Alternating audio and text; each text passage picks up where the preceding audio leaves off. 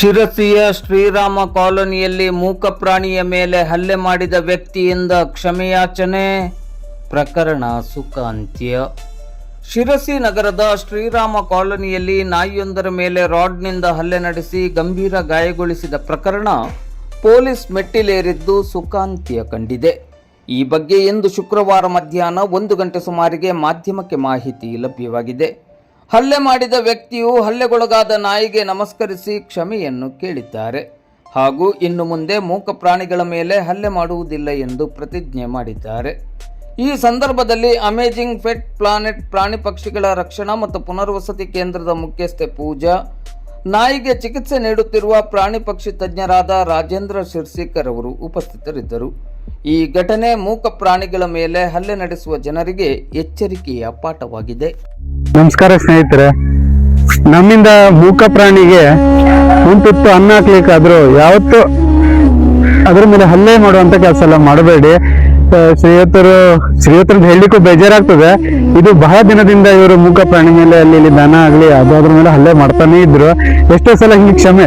ಇವತ್ತು ಒಂದು ಮೂಕ ನಾಯಿ ಮೇಲೆ ಅವರು ಹಲ್ಲೆ ಮಾಡಿದ್ರು, ಸಿಕ್ಕಾಪಟ್ಟೆ. ಅದು ಯಾಕಂದ್ರೆ ತಲೆನೇ ಹೊಡೆದಾಕಿದ್ರು. ಅದನ್ನು ಈಗ ನಾವು ಈ ರೆಸ್ಕ್ಯೂ ಸೆಂಟರ್ ಅವರು ತಂದ ಮೇಲೆ ಮುಂಜಾನೆಯಿಂದ ಅದರ ಬಗ್ಗೆ ಸುಮಾರಷ್ಟು ಲಾಸ್ಟಿಗೆ ಅದನ್ನು ಪೊಲೀಸ್ ಸ್ಟೇಷನ್ಗೆ ಹೋಗಿ ಬಗೆಹರಿದಿದೆ.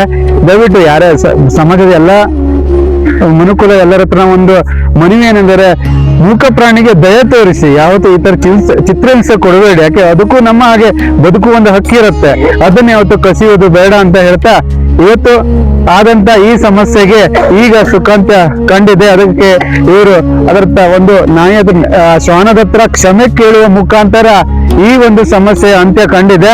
ಮುಂದೆ ಈ ರೀತಿ ಆಗದಿರಲಿ ಅಂತ ತಮ್ಮೆಲ್ಲರ ಹತ್ರ ನಾವು ಇದನ್ನು ಕೇಳ್ಕೊಳ್ತಾ ಇದ್ದೇವೆ. ಬೆಳಗ್ಗೆ ಆಗಿರೋ ಇನ್ಸಿಡೆಂಟ್ ಇದು. ಸೊ ಈ ನಾಯಿ ಮರಿಗೆ ಹೊರತಾ ಬಿದ್ದು ಇಲ್ಲಿ ನಮ್ಮ ರೆಸ್ಕ್ಯೂ ಸೆಂಟ್ರಿಗೆ ತಂದು ಕೊಟ್ಟಿದ್ರಲ್ವಾ. ಸೊ ಇದನ್ನ ಇಮಿಡಿಯೇಟ್ ಆಗಿ ನಾವು ಮತ್ತೆ ಸರ್ ಅವರು, ಶ್ರೀಧರ್ ನಾಯ್ಕ್ ಸರ್ ಅವರು ಇಮಿಡಿಯೇಟ್ ಆಗಿ ನಾವು ಪೊಲೀಸ್ ಸ್ಟೇಷನ್ಗೆ ಕಂಪ್ಲೇಂಟ್ ಎಲ್ಲ ಕೊಟ್ಟು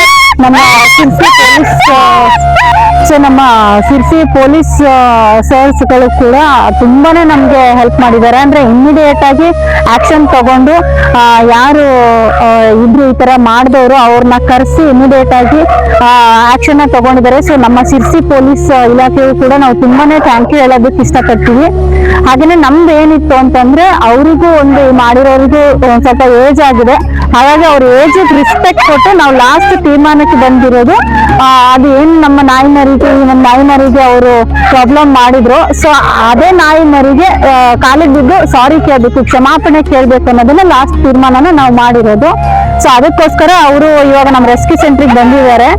ಸೊ ಇವಾಗ ಅವ್ರ ಹತ್ರ ಸಾರಿ ಕೇಳಿಸ್ಬಿಟ್ಟು ಬಿಡ್ತೀವಿ. ಸೊ ಇದಕ್ಕೆ ಸಪೋರ್ಟ್ ಮಾಡಿರೋ ಎಲ್ಲರಿಗೂ ಕೂಡ ತುಂಬಾ thank you so much. So ಇದರಿಂದ ನಾವು ಏನು ಎಲ್ಲರಿಗೂ ಹೇಳೋದಕ್ಕೆ ಇಷ್ಟಪಡೋದು ಅಂತಂದ್ರೆ, ಮತ್ತೆ ಯಾರು ಕೂಡ ಈ ತರ ಕೃತ್ಯನ ಮಾಡಬಾರ್ದು ಅನ್ನೋದಕ್ಕೆ ಇದೊಂದು ಪಾಠ ಆಗ್ಲಿ ಅಂತ ಹೇಳ್ಬಿಟ್ಟು ನಾವು ಕಂಪ್ಲೇಂಟ್ ಎಲ್ಲ ಕೊಟ್ಟು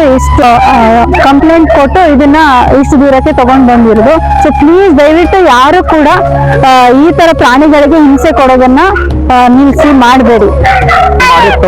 ಮಾಡೋದಲ್ಲ, ಮಾಡ್ಲಿಕ್ಕೆ ಹೋಗೋದಲ್ಲ. ಕ್ಷಮಾಪಣೆ ಅದಕ್ಕೆ ಒಂದ್ಸಲ ಕ್ಷಮಾಪಣೆ ಕೇಳ್ಬೇಕು. ಬಾ ಮಗ ಬಾ ಬಾ. ರಿಸರ್ಚ್ ಬಂದಿದ್ರೆ ರಿಸರ್ಚ್ ಮಾಡಕ್ಕೆ ಆಗ್ತಿಲ್ಲ ಪಾಪ. ನೀನು ಮಗ ನೀವು ರಿಸರ್ಚ್ ಮಾಡ್ಲಿಕ್ಕೆ ಆಗ್ತಿಲ್ಲ.